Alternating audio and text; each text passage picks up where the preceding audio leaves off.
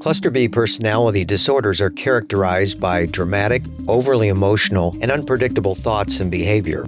From Ars Longa Media, this is Cluster B, scientifically informed, expert insights into the 4 Cluster B personality types: antisocial, borderline, narcissistic, and histrionic personality disorder. Here's today's host, Dr. Todd Grande. Hello, this is Dr. Grande. Today's question is, what is the relationship between borderline personality disorder with comorbid substance use, and impulsivity? If you find this video to be interesting or helpful, please like it and subscribe to my channel. That way you won't miss anything new. Now, we talk about borderline personality disorder. We're talking about a cluster B personality disorder in the Diagnostic and Statistical Manual. We know there are a number of symptoms associated with borderline personality disorder, like frantic efforts to avoid abandonment, unstable relationships. And one of the symptoms in the symptom criteria is impulsivity in areas that are potentially self-damaging. We also know that substance use disorders have a connection with impulsivity. And we know that borderline personality disorder is highly comorbid with substance use disorder. There was a study in 2011 by Coffey and colleagues that looked at this very question of borderline personality disorder, substance use disorder, and impulsivity. And we know that borderline personality disorder, as I mentioned, has a lot of comorbidity with substance use disorder. About 50% of individuals with borderline personality disorder also have comorbid alcohol use disorder, and about 40% with other types of drugs. So if impulsivity is a core feature of borderline personality disorder, and it's also a core feature of substance use disorder, and borderline personality disorder and substance use disorders are highly comorbid, it's easy to see why this issue becomes confusing very quickly. So one of the theories we might have about this relationship would be that if somebody has borderline personality disorder, BPD, and substance use disorder, SUD, and they're comorbid, then a lot of the symptoms, including impulsivity, would be thought of as being worse. If they have just BPD, it wouldn't be quite as bad. And of course, if they had no diagnosis, we would not expect to see symptoms at all.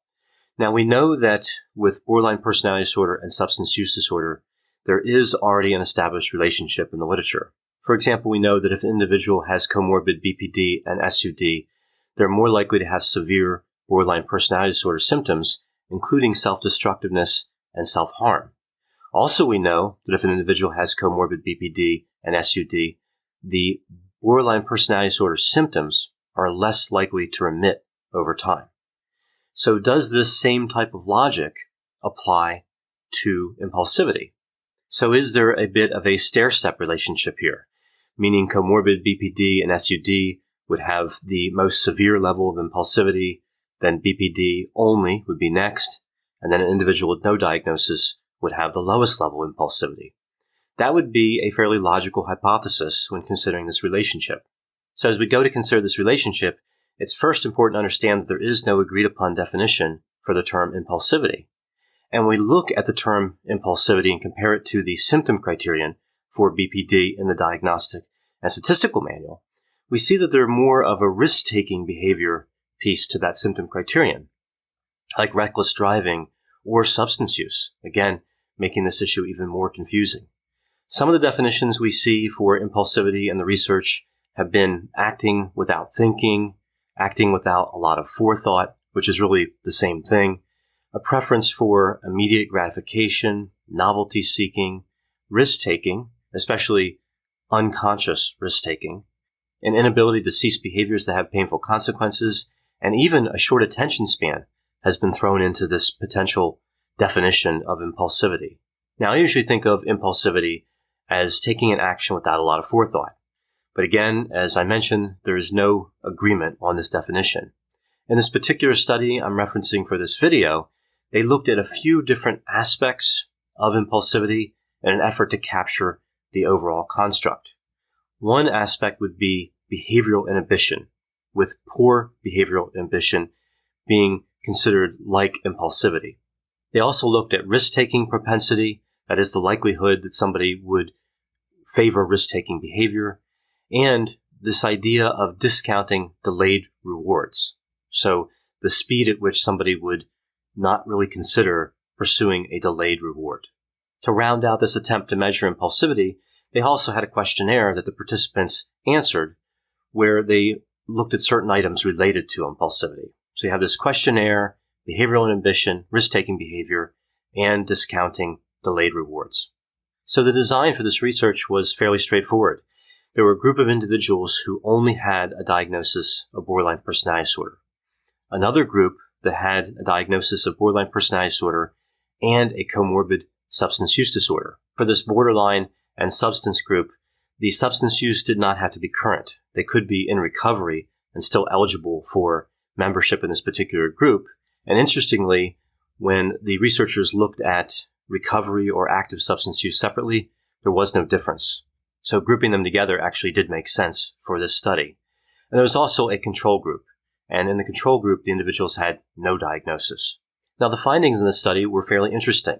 In terms of the hypothesized stair-step finding, that was only identified with the questionnaire. So borderline plus substance had the highest level of impulsivity, borderline only was in the middle, and the controls had the lowest. In terms of poor behavioral inhibition, the borderline personality disorder groups had lower behavioral inhibition than the controls, but there was no difference between borderline and borderline with substances.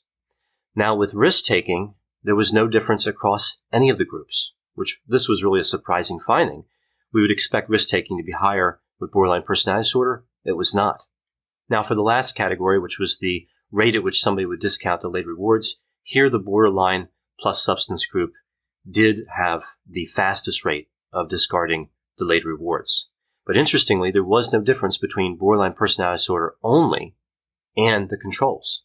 So again, the stair-step effect really was not observed except in the questionnaire that measured impulsivity. So what do these results tell us about the relationship between borderline personality disorder, comorbid borderline and substance use, and impulsivity? Well, the concept of discounting delayed rewards really seems more related to substance use disorder than borderline personality disorder.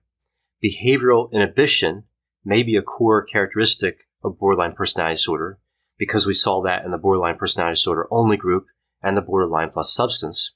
Borderline personality disorder and comorbid borderline and substance use disorder may not be as different as we thought. We only saw the stair-step effect with that questionnaire around impulsivity. And I think this study really highlights the importance of understanding the difference between risk-taking behavior and impulsivity. Again, the symptom criterion in the Diagnostic and Statistical Manual seems to blur these two together.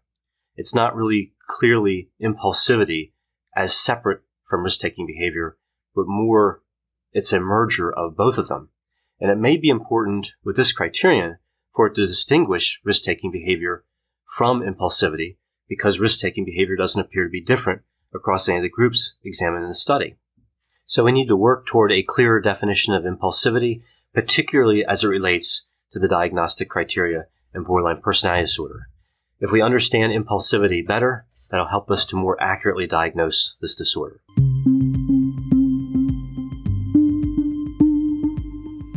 For more content like this, check out Healthy Toxic, another podcast from Ars Longa Media, all about what makes or breaks relationships, including issues related to narcissism, narcissistic abuse, and how personality disorders affect relationships. Ars Longa Vita Brevis. Learn more at arslonga.media.